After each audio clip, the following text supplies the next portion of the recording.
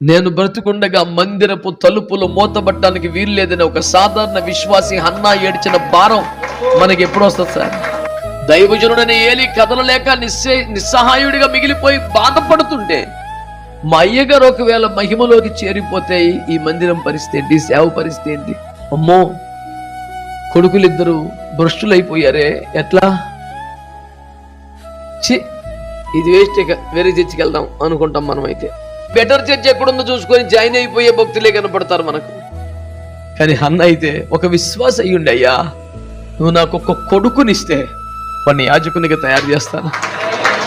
వృద్ధాప్యములో ఆసరా కోసం కొడుకును కోరుకోలేదని, గొడ్రాలని నిందపోవడానికి కొడుకును కోరుకోలేదు. కూతురు పుట్టా నిందపోద్ది, కొడుకే పుట్టక్కర్లా. కానీ కూతురు పుడితే యాజకుడు తయారవ్వడు, కొడుకు కావాలి.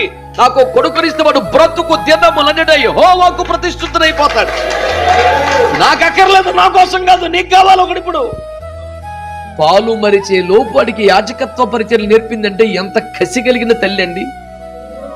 బతకొద్దాం మనం. అసలు స్తన్యమిచ్చు తల్లి వలె ఆత్మీయ బిడ్డలను పెంచుతున్న ఆత్మీయ తల్లులమైన మనం ఎంతమందికి పరిచయం నేర్పాం? తన ఇంట పుట్టి అలవర్చబడ్డ వారు అప్పటికే 318 మంది అయిపోయినంట అబ్రాము గుడారంలో. మన దగ్గర ఎంతమంది అయ్యారు ఇప్పటికి?